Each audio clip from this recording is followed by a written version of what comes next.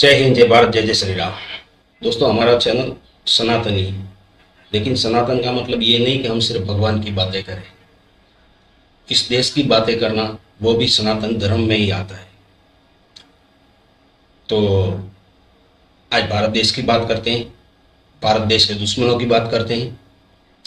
कल पाकिस्तान में एक खबर चल रही थी कि B-2 बॉम्बर जो अमेरिका ने ईरान पे हमला करने के लिए इस्तेमाल किया था। कुछ कुछ बातें चल रही थी कि ये पाकिस्तान की ज़मीन इस्तेमाल की है, लेकिन खुलकर बाहर नहीं आया था। लेकिन कल खबर चली पाकिस्तान में कि B-2 बॉम्बर को चलाने के लिए, उड़ान भरने के लिए भारत की ज़मीन का इस्तेमाल किया गया। ऐसी उनकी मीडिया दिखा रही थी पाकिस्तान की, तब सबके कान खड़े हो गए। अमेरिकी B-2 बमबार तैयारों ने ईरान पर हमलों के लिए भारतीय फजाई हदूद इस्तेमाल की है। B-2 तैयारों ने अमेरिकी जजीरे गवाम से उड़ान भरी। अमेरिकी तैयारे अंडमान समंदर से होते हुए भारत की फजाई हदूद इस्तेमाल करते हुए ईरानी सरहद के करीब पहुंचे। अहम खबर है जिससे आपको अपडेट कर रहे हैं। अमेरिकी B-2 बमबार तैयारों ने ईरान पर हमलों के लिए भारतीय फजाई हदूद को इस्तेमाल किया। इस पर तफसीलात जान लेते हैं खालिद। कि बेटा कुछ तो गड़बड़ है। वो कहते हैं ना कि चोर हमेशा दूसरे को चोर की नजर से देखता है ताकि वो पकड़ा ना जाए। ठीक वैसा ही हुआ। धीरे धीरे ये बातें बाहर आने लगी। और ये बातें बाहर कैसे आई दोस्तों, मैं आपको बताता हूँ। आसिम मुनीर साहब गए हुए थे अमेरिका। और कब गए थे? जब इजराइल और ईरान के बीच घमासान युद्ध चल रहा था। ऐसे में वो अमेरिका गए थे। मुनीर साहब, आप पधारे। हमने आपके लिए व्हाइट हाउस में भोजन का प्रोग्राम रखा गया। तो मुनीर साहब ने कहा हम जरूर आएंगे। अब वो गए तो जैसे ही व्हाइट हाउस के दरवाजे पे कदम रखे, उनकी आंखें फटी फटी लगी। ओए बाप रे बाप, इतना बड़ा महल भी होता है। बोला ठीक है। ट्रम्प साहब ने बराबर जम के मुनीर साहब की खातिरदारी की, एक से एक पकवान खिलाए। फिर मुनीर साहब खाना खा के निकल रहे थे तो ट्रम्प साहब दरवाजे पर मिले। बोले ओए बच्चे, इतना मस्त मस्त भोजन जो किया है उसका बिल कौन देगा बे? तो मुनीर साहब बोले बोलिए हजूर क्या चाहिए आपको? तो उन्होंने चुपके से मुनीर के कान में कहा, ईरान के साथ इजराइल का अभी जो चल रहा है ना, उसमें जरा हम भी घुसेंगे। तुम बस चुपचाप बैठे रहना, किसी को बताना मत। समझ रहे ना आप मेरी बात को? पाकिस्तान जो है ना, वो कठपुतली है अमेरिका और चाइना के हाथों की। वो लोग जैसे चाहे वैसे इस्तेमाल कर सकते हैं पाकिस्तान को, क्योंकि वो रोकड़ा फेंकता है। तो मुनीर की बैंड तो बराबर बजा रही है वहां की पब्लिक, लेकिन इन बेशर्मों को कोई शर्म नहीं है, कोई फर्क नहीं पड़ता है। क्योंकि जिन्होंने अपनी सत्ता झूठ के जरिए बनाई हो, उन्हें क्या फर्क पड़ सकता है?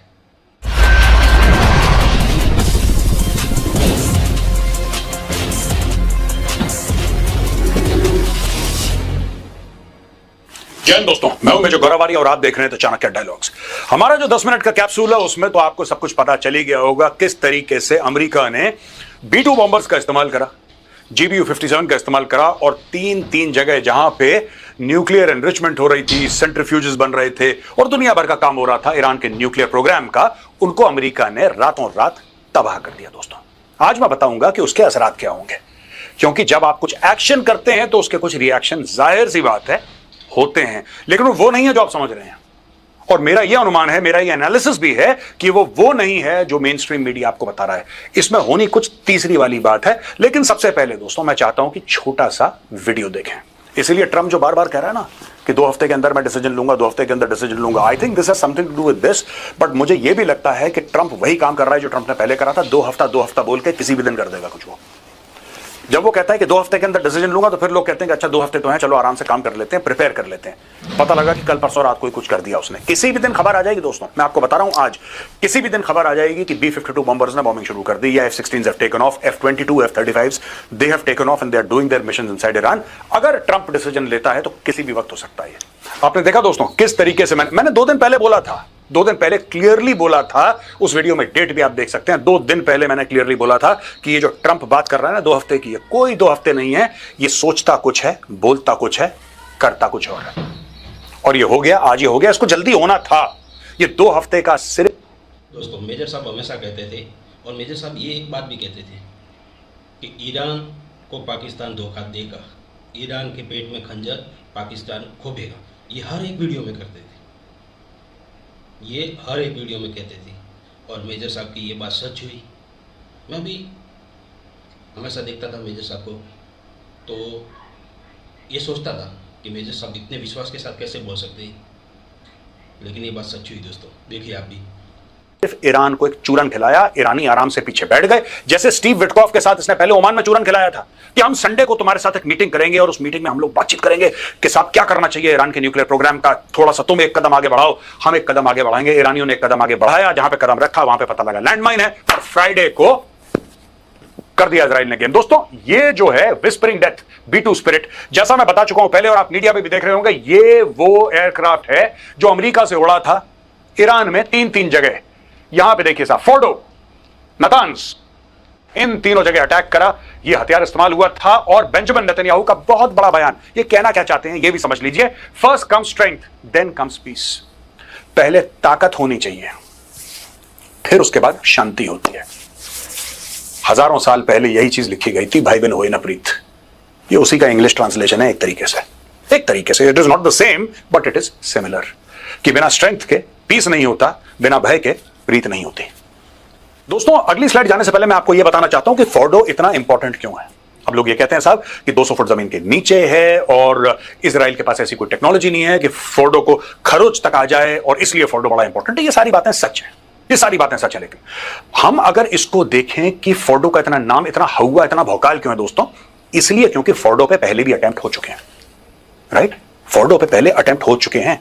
ये कोई पहली बार नहीं कि फोर्डो पे अटेम्प्ट हो रहा है, पहली बार सक्सेसफुल अटेम्प्ट हुआ है। पहली बार फोर्डो को नस्त नाबूद कर दिया, बिल्कुल बर्बाद कर दिया। लेकिन क्योंकि ये पहाड़ की बिल्कुल अंदर है, 200 फुट अंदर है, जमीन के नीचे है और बहुत एक इंट्रिकेट सिस्टम है, ईरानियन रजीम को ये लगता रहा कि यार देखो जब तक फोर्डो सलामत है ना, हमारा न्यूक्लियर प्रोग्राम सलामत है। कुछ चीजें हो जाती हैं कि एक रेफरेंस बन जाता है आपका, विच में not necessarily be true, but एक रेफरेंस बन जाता है कि जब तक फोर्डो है, जब तक फोर्डो सलामत है, हमारा न्यूक्लियर प्रोग्राम सलामत है।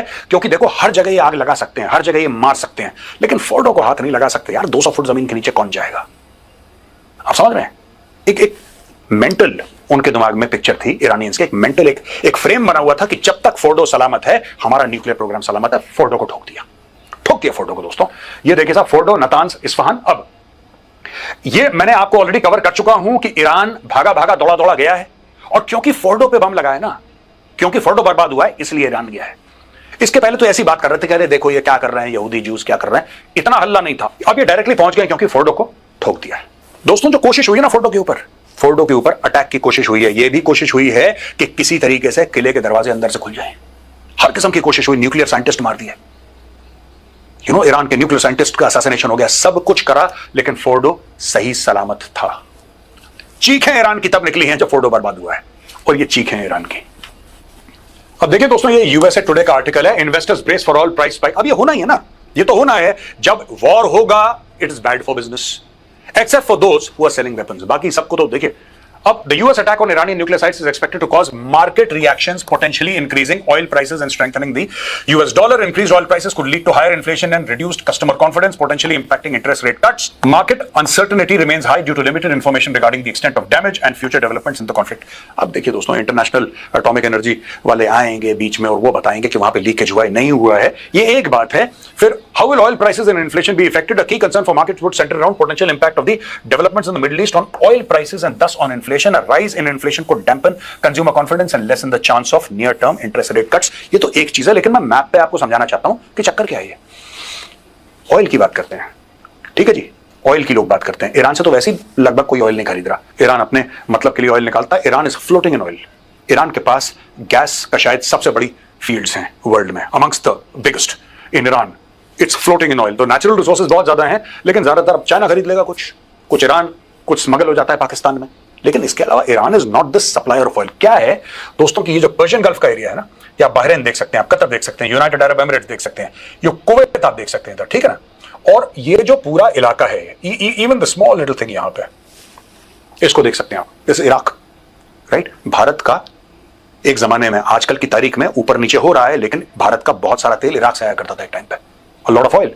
ये जो मैंने डॉट बनाई है, ठीक है ना, तो ये सारा का सारा जो पर्शियन गल्फ का इलाका, और यहां से, ठीक है, this is Pakistan. Let me say this is Balochistan, I will not call it Pakistan, this is Balochistan, ठीक है, ऑक्यूपाइड बाय पाकिस्तान टुडे। दोस्तों, पाकिस्तान की बात आई है ना, तो अभी इजराइल ने ईरान पे हमला किया, तो पाकिस्तान में ही मीडिया पर बात चल रही थी कि अब सारे जितने भी मुस्लिम उम्मा है, जितने भी मुस्लिम देश है, उनको एक हो जाना चाहिए। जबकि ईरान को सबसे ज्यादा, सबसे बड़ा धोखा देने वाला कोई था तो वो था पाकिस्तान।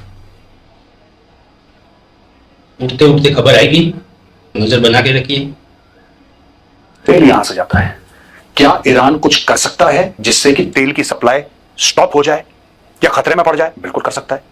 अगर 2-4 अटैक ईरान ने करवा दिया, उससे होगा क्या कि यहां से ऑयल टैंकर्स लगभग जाना बंद कर देंगे, राइट। कोई गया भी, कोई खतरों का खिलाड़ी ऐसा निकल भी गया, तो वो क्या करेगा ज्यादा से ज्यादा? वो ये करेगा कि बोलेगा साहब इंश्योरेंस के रेट्स आपके 5 गुना ज्यादा हो गए, 10 गुना ज्यादा हो गए, मेकिंग द ऑयल प्रोहिबिटिवली एक्सपेंसिव। तो ईरान यहां पे कर सकता है। ईरान का मकसद क्या है? ईरान खुद तो बेच नहीं रहा तेल, इतना ज्यादा नहीं बेच रहे जितना ये सब लोग बेच रहे हैं। ईरान का मकसद क्या हो सकता है? ईरान का मकसद ये हो सकता है कि पूरे ट्रेड और इकोनॉमी में इतना इंपैक्ट डालें कि सब के सब यहां पे मिलके इजराइल के ऊपर प्रेशर डालना शुरू कर दें कि यार तुम्हारे चक्कर में हमारा धंधा बंद हो गया, राइट। यूरोपियन कंट्रीज बोले हैं, सब लोग बोले हैं, चाइना बोले, इंडिया बोले, क्योंकि यहां से तेल इंडिया और चाइना को सबसे ज्यादा जाता है। India and China in this region, right, India and China are the top importers of oil, तो हमें तो फर्क पड़ेगा ही, चीन को फर्क पड़ेगा ही, जाहिर सी बात है। अब दोस्तों यहां पे ये कर सकते हैं, यहां पे, ठीक है ना, ये पर्शियन गल्फ है पूरा।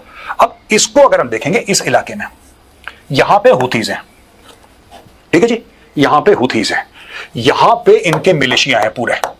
तो क्या इस इलाके में ईरान और ईरान के प्रॉक्सीज कुछ कर सकते हैं? बिल्कुल कर सकते हैं। और ये दोनों जो जगह हैं, these are the most important oil routes in the world. यहां पे ईरान पूरी तरीके से इंपैक्ट करने की कोशिश करेगा। चलिए मैं आगे आपको बताता हूं और क्या होने वाला है इसमें।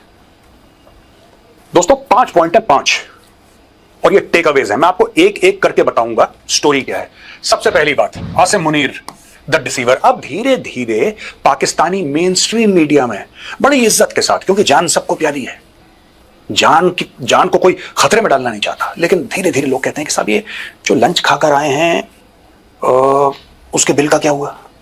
ये जो लंच खाकर आए हैं ट्रंप के साथ आसिम मुनीर साहब, इसका कोई नुकसान तो नहीं है ना? वैसे ऐसे धीमी आवाज में पूछ रहे हैं, लेकिन सोशल मीडिया वाले जोर जोर से बोल रहे हैं, क्योंकि कोई लंदन में बैठा है, कोई यूएस में बैठा है, उनको कोई फर्क नहीं पड़ता। और पाकिस्तानी सर वो बोल रहे हैं कि आसिम मुनीर ने धोखा दे दिया। दोस्तों यही बात मैं कब से कहता चला आ रहा हूं कि पाकिस्तान धोखा देगा। ये सेट है, ये सेट बात है, ये होना ही है, इनकी फितरत में, इनके खून में सना है धोखा। मेरे पुराने कुछ आप वीडियोस देखिए, मैं आपको बताता हूं।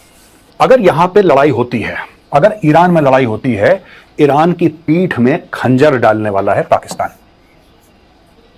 पाकिस्तान धोखा देगा ईरान को। एक तो कौमी आदत है पाकिस्तानियों की, राइट, पूरा मुल्क ही धोखे पे बना था, ठीक है।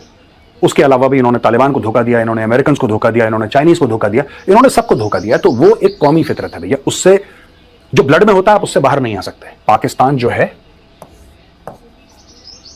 ईरान को धोखा देगा। 80 भी मुसलमान थे, तुसी भी मुसलमान थे, we are all good friends, और हम लोग सब भाई भाई हैं, ये सब करके पाकिस्तान पीठ पे छुरा मारेगा अगर यहां पे लड़ाई हो गई तो। जब ईरान अपने अंदरूनी मामलों से जूझ रहा होगा, जब वहां पे इजरायली बमबारी चल रही होगी, जब वहां पे अमेरिकन शिप्स इनकी मिसाइल को शूट डाउन कर रहे होंगे, right, I am talking about USS Harry Truman, I am talking about USS Abraham Lincoln, जो 2 कैरियर ग्रुप्स में, Gulf of Oman, Mediterranean Sea, right, जब ये ईरान की मिसाइल को शूट डाउन कर रहे होंगे, उस वक्त पीछे से इनकी पीठ पे, इनकी कमर पे खंजर पाकिस्तानी फौज उतारेगी। ये मेरा वीडियो सेव कर लेना, और खासतौर से तुम पाकिस्तानी जो देख रहे हो, तुम ये वीडियो सेव कर लेना। तुम्हारी कौम ईरान को धोखा देने वाली है, मेजर गौरव आर्या ने बोल दिया, लिख लो पत्थर में, सेव कर लो। अगर ये युद्ध इजराइल का और ईरान का हद से आगे बढ़ गया, तो ये जैसे ईरान खड़ा है ना, ये ईरान की पीठ है, ये वाला एरिया ना, ये वाला एरिया ईरान का, ये फेस करता है इराक को, आगे सऊदी अरब है, और आगे जाके बिल्कुल जॉर्डन है, उसके भी आगे जाके इजराइल है, पैलेस्टीन है, लेबनान है, फलाना ढिमका, ठीक है। लेकिन बिल्कुल इसकी पीठ पे क्या लगा हुआ है, ये देखो मैप, इसकी पीठ पे लगा है पाकिस्तान। यहीं से खंजर जाएगा दोस्तों। मैं डे वन से कह रहा हूं Pakistan will stab Iran in the back and Pakistan has stabbed Iran in the back. इसमें पहले झूठ बोला पाकिस्तानी मीडिया ने, आसिम मुनीर ने ISPR के थ्रू फैला दिया। फील्ड मार्शल आसिम मुनीर साहब चीफ ऑफ आर्मी स्टाफ गए थे वहां पे और उन्होंने ट्रंप को सीधे सीधे बोला कि अगर आप अटैक करते हैं वहां पे तो पूरा इलाका अनसेटल हो जाएगा और वहां पे टेररिज्म बढ़ जाएगी। हमने बोल दिया है। एक तरफ ट्रंप ने गोली दी कि मैं 2 हफ्ते का समय दे रहा हूं। अब देखिए किस तरीके से मैंने लिखा है ना, द डिसीवर। ये धोखेबाज आदमी है। एक ट्रंप ये कह रहा है कि मैं 2 हफ्ते में चांस दूंगा उनको, देख लो तुम 2 हफ्ते, और फिर अचानक 2 हफ्ते खत्म होने से बहुत पहले अटैक कर देता है। उसका वीडियो मैं आपको पहले दिखा चुका हूं, राइट। अब दूसरी तरफ आसिम मुनीर कहता है कि नहीं, मैंने तो साफ बता दिया सर, अगर आप अटैक करोगे, आपने अगर अटैक करा तो देखना पूरा इलाका डिस्टेबलाइज हो जाएगा। पाकिस्तान के अंदर अलकायदा, ये फायदा, ये नुकसान, ये जितने भी ग्रुप्स हैं, ये सारे के सारे फिर से एक बार उभर जाएंगे और ये अटैक करना शुरू कर देंगे और बहुत मामला खराब हो जाएगा आपके लिए भी, राइट। दोनों ने गेम खेला, लेकिन ट्रंप करता है, मुझे समझ में आता है, Trump is hardcore pro Israel.